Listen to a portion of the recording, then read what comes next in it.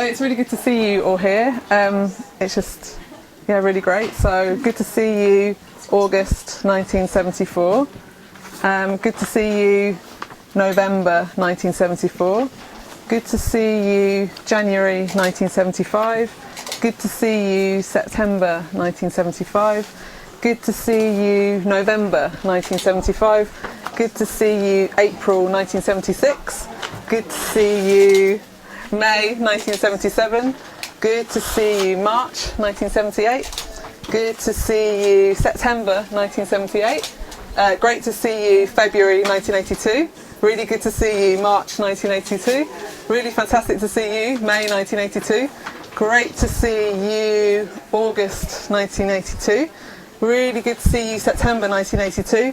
Fantastic to see you, October 1982. Really good to see you, December 1982. Always a pleasure, March 1984. July 84, obviously. August 84.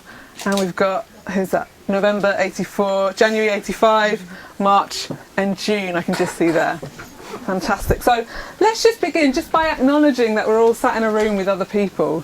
So can you just say hi to the person to your left and your right? You may not know them yet, but just go for it. Cool. Okay. Well done, that's really good. And what we're gonna do now is just a quick demonstration of how you all relate to each other, chronologically speaking. So, January 1975, where are you? I think you're here.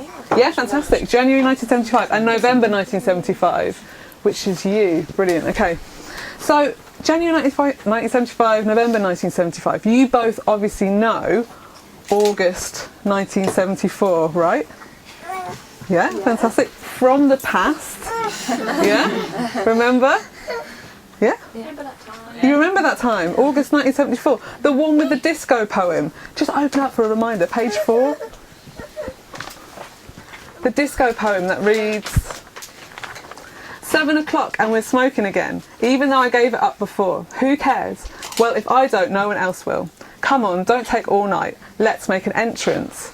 And August 1974 is very generous as well. If you just go to your cover, and if you just have a look on the bottom right-hand corner, what does it say? What do we get? Free car sticker inside. There's a free car sticker inside. Some of you might be thinking, I'm still waiting on that free car sticker, August 1974, but it's a nice offer anyway. Thanks so much. Now, August 1974, you're probably not as familiar, actually at all familiar, with January 1975 or November 1975. Take a look. Have you ever seen them before? No, you haven't, have you? No. That's because they're from the future. Okay? You haven't been there before. You haven't been to January 1975. You haven't been to November 1975. Okay, so what we're going to do, that's why this space is such a special space, really, because you can move forward and back in time. You can see what was going on. So let's start with January 1975. If you could just open up to page 4. That'd be brilliant. And if you could just show August 1974, it's a nice way to meet. Brilliant, we've got this nice poster here. And if you could just show, just as a reminder to the people back there as well, they've all seen this. But yeah, this is a See Red poster, a copy of the See Red poster, which was made for a Women and Health conference. And at the top, what does it say? Can you just read it out? I can't quite. The state and sexist advertising cause illness. Don't let these men invade your homes. Fantastic. And underneath is an illustration of a woman working at home with rollers in her hair looking pissed off while Be Young and Beautiful is played at her. Okay, and could you go to page 18 and 19 as well? We've got a feature on something quite terrifying. Fantastic. Can you just hold it up? So, fertility and Tory morality. And what you'll find, August 1974, is that these themes go throughout time. So they don't just end there in January 1975. That wasn't just a concern there. If we go to November 1975, if you could turn to page 26, and let's have a look at the headline there. This is a report from Italy, and what does that say? Italian doctor, I don't talk to bitches who want to make love without having children. Fantastic. Okay, thank you very much. Brilliant. So that's the end of that demonstration. But right here, right now, I just want to just clarify something. Some of you may think we're in August 2015, but I hate to break it to you, we're actually in June 1981. Yeah. Which makes you February 1982, you March 1982. You,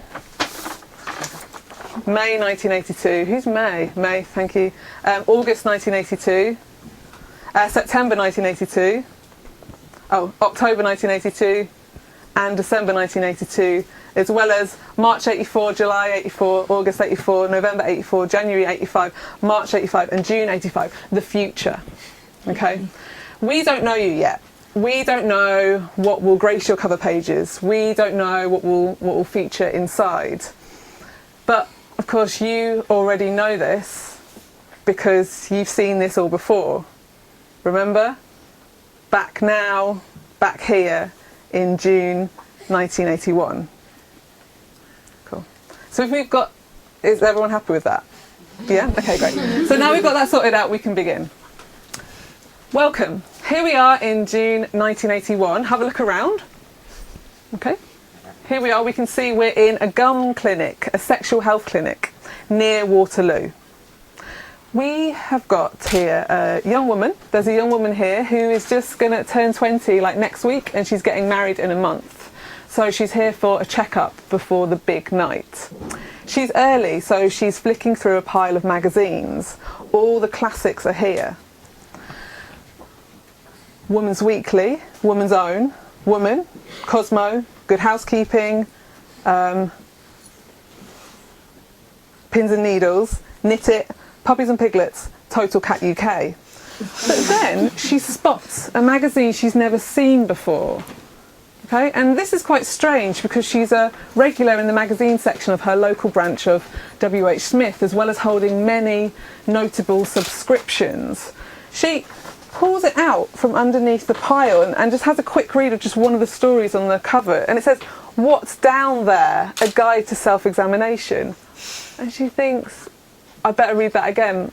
What's down there? Oh, a guide to self-examination. Cripe, she whispers under her breath as she slips it into a copy of Good Housekeeping magazine and moves innocently towards the nearest chair to perch down.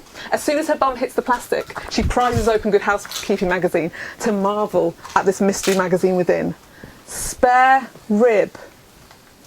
The jaunty text and the two colour graphics makes her think that actually there's not a lot of money here, but there's a wealth of ideas, which is a combination that feels unfamiliar to her.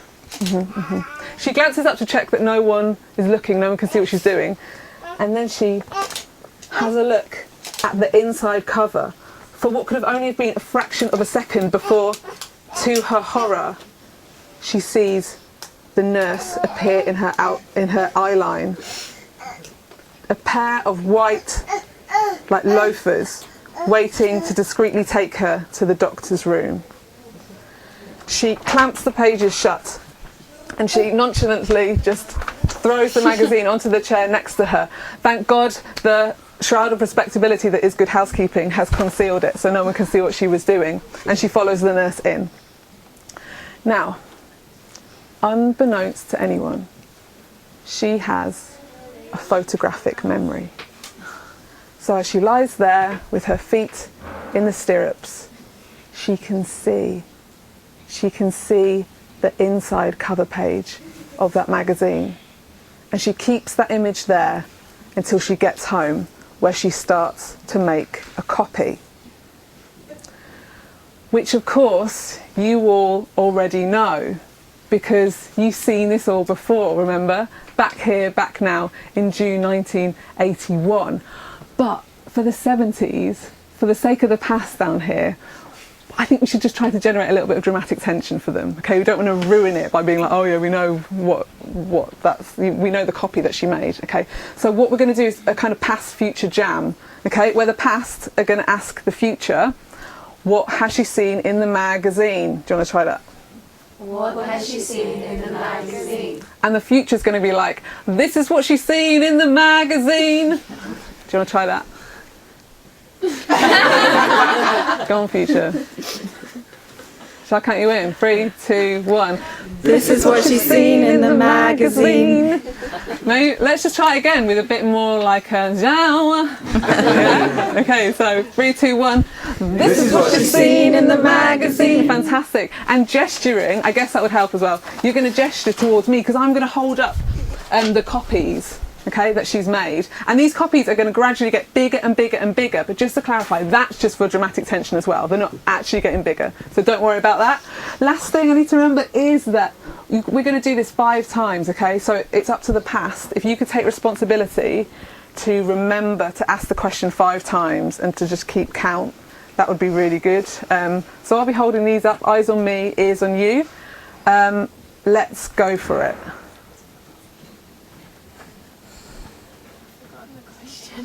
Oh, that's okay. Can anyone else remember the question? What has she seen in the magazine? Oh, that's really good. Okay, cool. So you do that in a minute. I'll just say the intro again and then we'll start. Okay. Now, unbeknownst to anyone, she has a photographic memory, which means while she's lying there with her legs in the stirrup, she can see exactly what was on the inside cover page. She's got an image of it right here. And she keeps it here until she gets home, where she starts to make a copy. What has she seen in the magazine? This is what she's seen in the magazine. What has she seen in the magazine? This is what she's seen in the magazine. What has she seen in the magazine? This is what she's seen in the magazine.